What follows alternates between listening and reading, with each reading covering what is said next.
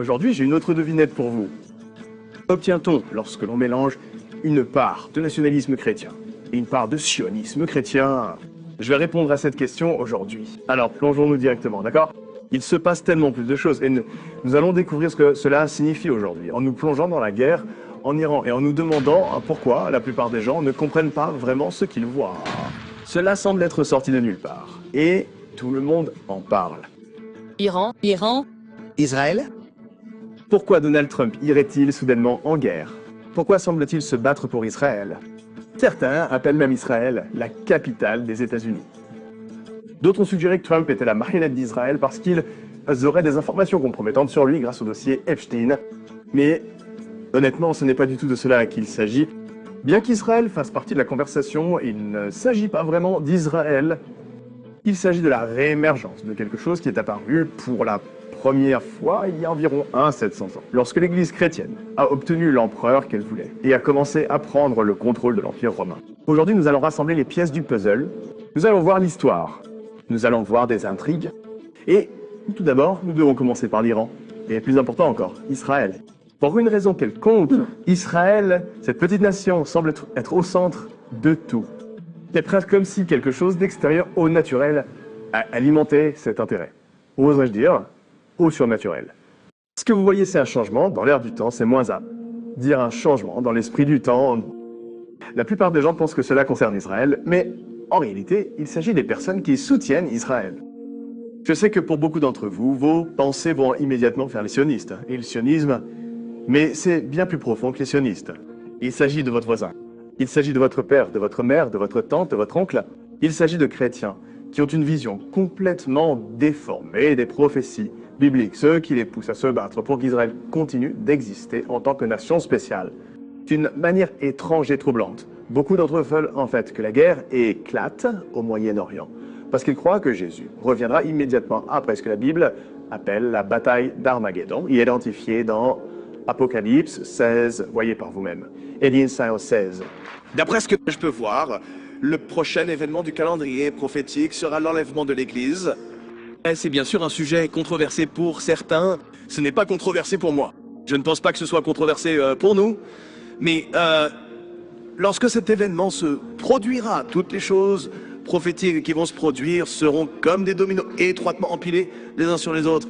Et une fois que le premier domino tombe, les autres tomberont. L'émergence de l'Antéchrist, la période de tribulation, la bataille d'Armageddon, seconde venue, le règne millénaire du Christ, le ciel et la terre ne font plus qu'un, et quelque part dans ce scénario prophétique se trouve l'invasion de Mog avec son allié la Perse. Donc tout cela va se produire au moment choisi par Dieu. Mais le seul événement qui pourrait se produire à tout moment est lorsque le Seigneur viendra chercher son Église. Maintenant, j'ai besoin que vous lisiez ce qui est écrit exactement dans Apocalypse 16 afin que vous puissiez avoir une image complète de ce qui se passe. Il est dit, et je vis sortir de la bouche du dragon, et de bouche de la bête et de la bouche du haut prophète, 3 esprits impurs semblables à des grenouilles. Car ce sont des esprits de démons qui font des prodiges et qui vont vers les rois de toute la terre afin de les rassembler pour le combat du grand jour du Dieu Tout-Puissant. Et il les rassembla dans un lieu appelé en hébreu Armageddon. Voilà une description de la bataille d'Armageddon qui est une référence dans le Nouveau Testament, au nom hébreu de Megiddo dans l'Ancien Testament, Armageddon. C'est un lieu où des batailles physiques avaient lieu, alors que les rois de la terre s'affrontaient pour le pouvoir et le territoire. Mais voici le problème. L'accent d'Apocalypse 16 n'est pas mis sur une bataille physique. Contraire. Bien au contraire, il est question d'esprits, de démons, de signes et d'un faux prophète, prophète. Cela nous donne l'indication qu'une guerre spirituelle va être menée. Et une partie de cette guerre comprend des messages de faux prophètes, enseignant aux masses une fausse image de la prophétie de la fin des temps que nous verrons dans quelques instants. Vous pouvez voir les mêmes principes mis en évidence dans Apocalypse chapitre 13, qui dit ceci à propos de la prophétie de la fin des temps. Et elle exerce toute la puissance de la première bête devant elle, et fait que la terre et ses habitants adorent la première bête dont la blessure mortelle a été guérie. Elle opérait de grands prodiges, même jusqu'à faire descendre du feu du ciel sur la terre à la vue des hommes, et elle séduisait les habitants de la terre par les prodiges qui lui étaient donnés d'opérer en présence de la bête. Et elle disait aux habitants de la terre de faire une image à la bête qui avait une blessure d'épée et qui vivait. Une bête, une image à la bête, et encore une fois, deux grands signes, ce qui est un autre mot pour miracle. Alors, qu'est-ce que tout cela signifie? Que se passe-t-il donc? Qu'est-ce que tous ces symboles? Pourquoi ne pas simplement parler clairement? Eh bien, je vais vous montrer ce qui va se passer en langage clair. Mais d'abord, je veux juste que vous sachiez que ces disciples ont posé la même question à Jésus lorsqu'il a parlé en parabole. Oh, vous pouvez voir l'échange ici. Et les disciples sont venus et lui ont dit, « Pourquoi leur parles-tu en parabole ?» Il leur répondit, « Parce que il vous a été donné de connaître les mystères du royaume des cieux, mais que cela ne leur a pas été donné à donner. » Tout le monde est confus. Tout comme à l'époque de Jésus, certains étaient confus par les symboles. Et aujourd'hui, la plupart des gens ne savent pas vraiment de quoi on parle. Ils ne savent pas de quoi il s'agit réellement dans la guerre, ni qui l'amène. Mais les réponses sur ce qui se passe et ce qui va se passer ensuite sont décrites en langage clair dans Matthieu, chapitre 24, donc Arc. Si vous voulez vraiment savoir ce que l'avenir nous réserve, écoutez attentivement pendant que je plante le décor. Nous étions en l'an 31 après JC, et Jésus venait de dire à ses disciples que le temple de Jérusalem allait être détruit. Ils ne pouvaient pas le comprendre. Ils ne pouvaient pas l'imaginer. Comment cette grande structure pouvait-elle être détruite? Mais le fait est qu'elle a été détruite 39 ans plus tard, en l'an 70, après JC apaisé. Comme Jésus l'avait dit, pas une pierre sur une autre n'a été laissée. Lorsque Jésus expliquait à ses disciples ce qui allait se passer, ils étaient si réticents à l'idée qu'ils pensaient que si le temple allait être détruit, il devait parler de la fin du monde. Et ce que Jésus fait ensuite est très important. Il mélange les prophéties relatives à la destruction de Jérusalem avec les prophéties relatives à la fin des temps. Lorsque vous lisez ces versets, vous verrez le plan de ce qui se passe dans le monde aujourd'hui et de ce qui va se passer ensuite. Vous commencerez également à comprendre pourquoi tant de personnes religieuses et non religieuses sont troublées par ce qui se passe aux États-Unis concernant l'union de l'Église et de l'État. Je veux que vous prêtiez une attention particulière à la séquence des événements, car elle se déroule comme suit. Or, comme Jésus était assis sur le mont des Oliviers, les disciples vinrent à lui en particulier et lui dirent « Dis-nous, quand cela arrivera-t-il? Et quel sera le signe de ton avènement et de la fin du monde ?» Jésus leur répondit « Prenez garde que personne ne vous séduise, car plusieurs viendront sous mon nom, disant « C'est moi qui suis le Christ. » Et c'est là que nous arrivons en Iran et au Moyen-Orient. Vous entendrez parler de guerre et de bruit de guerre. Prenez garde de ne pas être troublés, car il faut que ces choses arrivent, mais ce ne sera pas encore la fin. Une nation s'élèvera contre une nation, et un royaume contre un royaume. Il y aura en divers lieux des famines, des pestes et des tremblements de terre. Tout cela ne sera que le commencement des douleurs. Voici maintenant le véritable aliment de ce qui va arriver. Alors, on vous livrera aux tribulations, on vous fera mourir, et vous serez haïs de toutes les nations à cause de mon nom. Beaucoup seront scandalisés, se trahiront les uns les autres, et se haïront les uns les autres. Et un peu plus loin, Jésus dit ceci au sujet du contexte de la tribulation. Il dit « Priez pour que votre fuite n'arrive pas en hiver, ni un jour de sabbat. » La question du sabbat sort du cadre de cette vidéo, mais nous en avons parlé dans une vidéo récente dont nous avons mis le lien ci-dessous. Mais revenons aux guerres. Notez ce qu'il écrit. Guerre et rumeurs de guerre, nation contre nation, royaume contre royaume, famine, peste, tremblement de terre. Et tout cela est appelé le commencement des douleurs. En d'autres termes, ce que vous voyez maintenant concernant ces guerres physiques n'est pas le plat principal prophétique. Ces événements sont classés dans le tiroir, intitulé le commencement des douleurs. Seul nous fait savoir que ceux qui se concentrent autant sur les guerres physiques au Moyen-Orient ne comprennent pas le problème principal de la fin des temps. Ils croient à tort qu'une guerre physique au Moyen-Orient est ce qui provoquera et précédera la seconde venue de Jésus. Et c'est dans ce contexte que nous pouvons commencer à comprendre pourquoi ce qui se passe au Moyen-Orient se produit pendant des années. Ce n'est un secret pour personne que l'administration Trump a répondu aux besoins des chrétiens évangéliques. Et nous avons également vu le président Joe Biden soutenir pleinement Israël. Et il y a une raison à ce soutien, et il vient du peuple. Et d'ailleurs, sœur, si vous ne connaissez pas cette chaîne ICE, vous pouvez littéralement regarder la plupart de ces vidéos, ou dans 10 ans, Elles seront toujours pertinentes par rapport à ce qui se passe dans le monde. Regardez simplement l'une des anciennes vidéos et voyez par vous-même. Mais revenons au sujet qui nous intéresse. Comme je l'ai dit plus tôt, il ne s'agit pas vraiment de Trump. Il ne s'agit pas d'Epstein. Et il ne s'agit même pas vraiment d'Israël. Il s'agit de chrétiens qui ont adopté une fausse compréhension de la prophétie. Alors qu'ils se tournent vers le Moyen-Orient pour l'accomplissement de la prophétie, c'est dans leur désir de contrôler le pouvoir gouvernemental qui devient le véritable développement prophétique. Je veux dire, réfléchissez-y. Avez-vous vu les articles dans lesquels des généraux militaires disent aux troupes qu'elles vont mener une guerre au nom de Dieu? Vous pouvez le voir reflété dans des gros titres comme ceci. Pourquoi les États-Unis et Israël présentent-ils le conflit en cours comme une guerre de religion? Les troupes américaines auraient été informées que la guerre en Iran avait pour but de provoquer l'Armageddon biblique de la fin des temps. Les troupes américaines ont été informées que la guerre contre l'Iran faisait partie du plan divin de Dieu.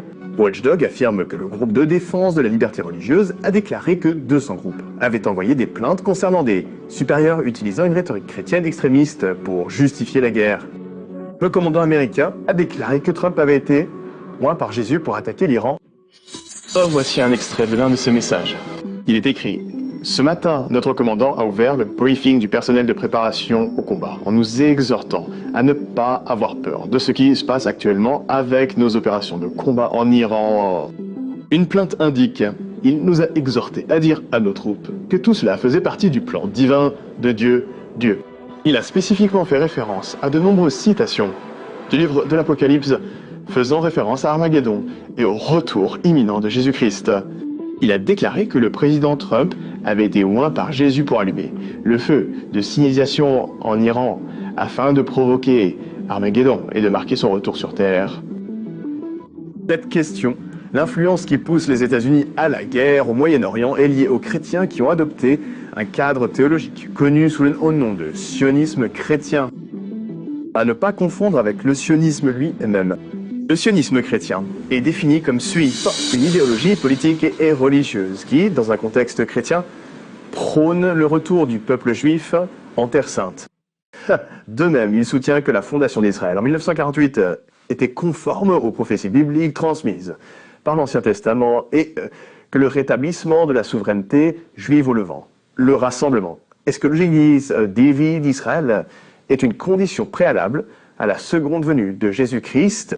Le terme a commencé à être utilisé au milieu du XXe siècle à la place du restaurationnisme chrétien, car les partisans de l'idéologie se sont ralliés aux sionistes pour soutenir une patrie nationale juive. En un mot, c'est ce qu'ils croient.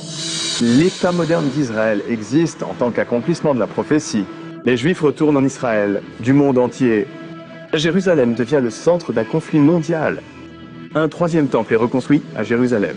Un dirigeant mondial connu sous le nom d'Antéchrist accède au pouvoir. Une période de tribulation de 7 ans commence. Des guerres majeures éclatent au Moyen-Orient et dans ses environs. La bataille d'Armageddon a lieu. Jésus-Christ revient, autrement dit. La seconde venue. Les forces du mal sont vaincues. Jésus établit un royaume de 1000 ans régnant depuis Jérusalem. De nombreux juifs se convertissent au christianisme pendant ou après ces événements.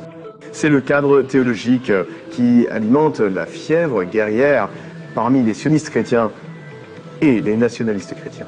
Et bien que, de manière générale, leur motivation soit très différente de celle des sionistes ordinaires, car il est évident que ne croient pas en Jésus comme Messie, ni en la seconde venue de Jésus, mais l'objectif est le même. Israël s'est établi sur la terre que j'ai déjà mentionnée et dont j'ai parlé il y a quelques années, dans 2 épisodes de la série documentaire L'œil prophétique, où j'explique également qui est le véritable antéchrist. Les sionistes chrétiens, qui sont souvent aussi des nationalistes chrétiens, croient que Dieu œuvre par l'intermédiaire des États-Unis pour accomplir sa volonté sur terre. Ils pensent qu'une partie de cette volonté est de soutenir le rassemblement d'Israël dans sa patrie afin que l'antéchrist apparaisse, que la bataille d'Armageddon puisse être livrée et que Jésus puisse revenir. C'est ce que vous voyez lorsque vous lisez ces articles sur Dieu et la guerre, mais il ne s'agit pas seulement d'Israël. Il s'agit de prophéties mal interprétées, qui sont promues par des personnes qui pensent qu'elles contribuent à accomplir le plan de Dieu. Comme nous l'avons déjà vu, ce que vous voyez est décrit dans Apocalypse 13 comme quelque chose appelé l'image de la bête. En termes simples, un nombre croissant de chrétiens cherche à prendre le contrôle du gouvernement. Dans le langage moderne, cette réalité a pris le nom de nationalisme chrétien qui cherche à détruire la séparation de l'Église et de l'État. Le contrôle acquis par de nombreux chrétiens dans ce pays inclurait naturellement l'influence de sa puissance militaire. Il y a un nombre croissant de personnes qui adhèrent à la fois au sionisme chrétien et au nationalisme chrétien. Et lorsque ces deux cadres idéologiques fusionnent, le résultat est un gouvernement de plus en plus façonné par l'influence religieuse et une politique étrangère motivée par ses croyances théologiques. Et puis vous vous retrouvez avec une guerre au Moyen-Orient et des généraux disant à leurs soldats qu'ils partent en guerre au nom de Dieu. Cela ressemble étrangement aux circonstances qui ont émergé au début du christianisme lorsque l'empereur Constantin a embrassé le christianisme et a commencé à chercher à conquérir au nom de Dieu et sous le signe de la croix et sous le signe. Le processus qui a conduit à l'émergence de la Rome papale, que l'Apocalypse 17 identifie comme une prostituée et la puissance de la bête décrite dans l'Apocalypse 13, se répète. Et c'est ce qui explique ce qui se passe aujourd'hui. Et c'est pourquoi le nom du ministère de la Défense a été changé en ministère de la Guerre, dans le but de projeter la paix par la force. Et dans un instant, vous allez voir comment cet objectif est reflété par l'une des organisations chrétiennes les plus influentes d'Amérique. Et cela expliquera également pourquoi le chef du ministère de la Guerre a publié une vidéo qui mélangeait la puissance militaire et l'imagerie chrétienne. Notre Père, qui est et aux cieux, que ton nom soit sanctifié, que ton règne vienne, que ta volonté soit faite sur la terre comme au ciel. Mais aime-nous voir au ciel. Pardonne-nous aujourd'hui notre pain quotidien.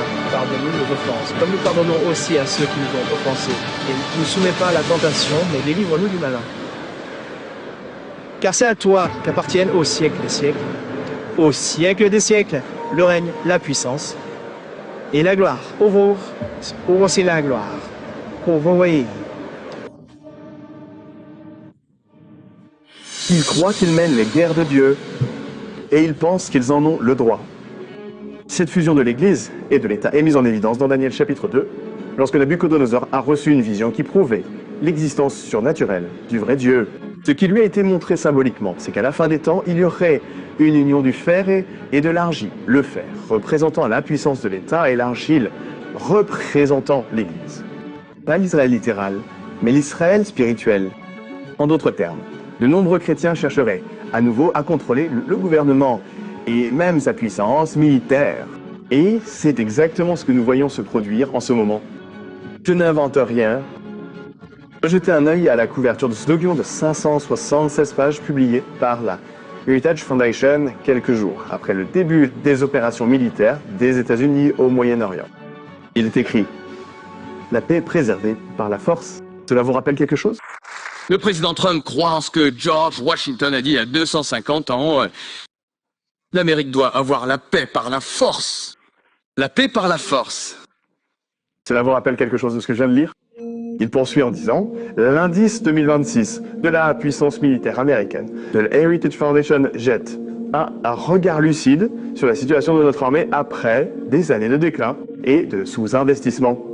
Sous la direction du président Trump, la préparation commence à se rétablir, l'accent étant mis à nouveau sur la létalité militaire, le mérite et la responsabilité, le partage du fardeau entre alliés, ainsi que les munitions et les capacités nécessaires pour faire face aux menaces croissantes. Les premiers progrès, comme ce grand et beau projet de loi, témoignent de progrès significatifs. Mais la reconstruction de la puissance militaire nécessite de se concentrer en permanence sur l'équilibre entre la préparation opérationnelle et la responsabilité budgétaire, afin de dissuader de futurs conflits et de protéger le peuple américain. La lecture de ce document m'oblige à demander si quelqu'un peut me dire pourquoi la heck Pentecost Frontier, qui est censée être principalement une organisation chrétienne, s'intéresse autant à l'armée américaine, à tel point qu'elle a rédigé ce document de 576 pages.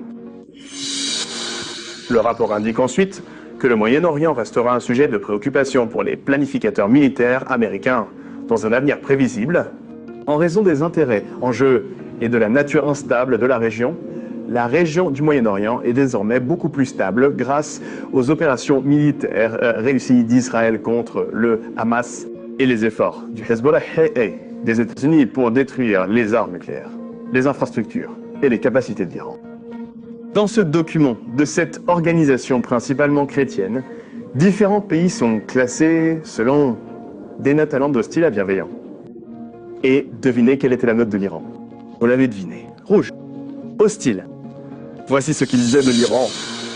L'Iran représente de loin le défi sécuritaire le plus important pour les États-Unis, leurs partenaires et leurs intérêts au Moyen-Orient élargi. Son hostilité ouverte envers les États-Unis et le parrainage par Israël de groupes terroristes, sa quête illégale d'armes nucléaires et son passé de menaces envers les biens communs soulignent le problème qu'il pourrait poser. Les provocations de l'Iran sont une source de préoccupation majeure pour la région du Moyen-Orient et pour les partenaires amis et actifs de l'Amérique dans cette région. J'ai posé un maître. Et si Jésus dit « Mon royaume n'est pas de ce monde, sinon mes serviteurs se battraient », alors pourquoi les organisations chrétiennes et les chrétiens sont-ils impliqués dans la guerre? Et l'armée. Insecure andar. Et l'armée. Cette quête du pouvoir conduira à davantage de conflits au Moyen-Orient. Elle conduira à la création d'autres pays comme le Venezuela, Cuba et l'Équateur. Renversés ou adoptés par les États-Unis. La réponse à l'énigme que j'ai posée au début de cette vidéo, qu'obtient-on lorsque l'on mélange le nationalisme chrétien et le sionisme chrétien? La réponse est la guerre au Moyen-Orient. Mais ce n'est que le début des douleurs.